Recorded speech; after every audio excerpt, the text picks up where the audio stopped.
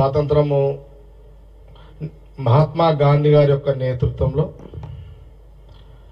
పండిత్ జవహర్లాల్ నెహ్రూ గారు ఇండిపెండెన్స్ కంటే ముందు తర్వాత ప్రధానమంత్రి కావడము ఇది యావత్ దేశ ప్రజలందరూ కూడా తెలిసిన విషయమే. ముఖ్యంగా నెహ్రూ గారు ప్రధానమంత్రి అయినప్పుడు వ్యవసాయ పరంగా అప్పుడున్న జనాభా కూడా స్వతంత్రం వచ్చిన సమయంలో భారతదేశం యొక్క జనాభా 40 కోట్లు. ఆ రోజు ఆ 40 కోట్లకు కూడా 40 కోట్ల మంది భారతదేశ ప్రజలకు తినడానికి బియ్యము గింజలు కూడా లేని పరిస్థితి. అప్పుడు వ్యవసాయ పరంగా మరి అభివృద్ధి చెందనటువంటి భారతదేశం. అప్పుడు ఒక పూట తిని ఒక పూట ఉమ్మాసం పట్టుకునే రోజులని మనకు చరిత్రలో పుస్తకాలలో మనకు చెప్తున్నటువంటి పాఠాలు అనేకం ఉన్నాయి. అయితే అలాంటి పరిస్థితులలో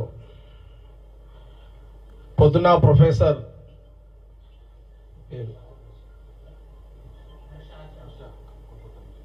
కలకత్తా నుంచి ప్రొఫెసర్ హర్ష గారు రావడం జరిగింది. అట్లాగే మన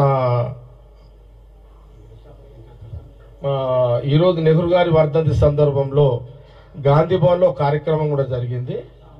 శ్యామ్ మోహన్ రావు గారు, చాలామంది సీనియర్స్, మహేష్ గౌడ్ అధ్యక్షతన, మరి హనుమంతరావు గారు, నిరంజన్ గారు, మరి శ్యామరావు గారు, ఈ టీం అంతా ప్లస్ కెప్టెన్ మన అజారుద్దీన్ గారు, ఇంకా చాలామంది సీనియర్ నాయకులు, కాంగ్రెస్ పార్టీ నాయకులందరూ కూడా పాల్గొన్నారు. ముఖ్యంగా ఆ రోజులలో గుండు సూది కూడా మన దగ్గర ఉత్పత్తి చేసే పరిశ్రమ లేదు.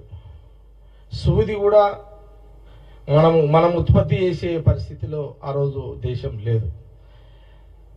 అలాంటి పరిస్థితుల్లో మహాత్మా గాంధీ యొక్క నేతృత్వంలో జవహర్లాల్ నెహ్రూ గారు ప్రధానమంత్రి కావడం, ఈరోజు వారి వర్ధంతి సందర్భంలో,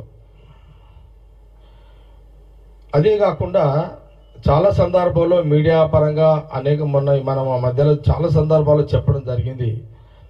ప్రధానంగా ఆ రోజు మహాత్మా గాంధీ గారితో పాటు నెహ్రూ గారు స్వాతంత్ర ఉద్యమంలో 16 సంవత్సరాలు జైలు జీవితం గడిపాడు. 16 సంవత్సరాలు ఈ దేశానికి జైలు జీవితం గడిపాడు. 17 సంవత్సరాలు ఈ దేశానికి ప్రధానమంత్రిగా కూడా వారు ఉన్నారు నెహ్రూ గారు. ఇది నెహ్రూ గారి యొక్క, జవహర్లాల్ నెహ్రూ గారి యొక్క చరిత్ర. అయితే ఆ రోజులలో వారు ప్రధానమంత్రి అయిన వెంటనే వారికి ఉన్నటువంటి ఎజెండా ఏంది? సాగునీరు లేదు, ఎలక్ట్రిసిటీ లేదు, కరెంటు లేదు ఆ రోజులలో. మరి వ్యవసాయం అభివృద్ధి చెందాలి, అన్ని గ్రామాలలో వ్యవసాయ పరంగా అభివృద్ధి చెందాలి, ఇంకా అభివృద్ధి చెందాలి, 3 పూటల తిండి గింజలు రావాలి, ఏ ప్రాంతంలో ఏ పంట పండుతుందో ఆ ప్రాంతంలో అన్ని పంటలు. ఇప్పుడు సపోజ్ మన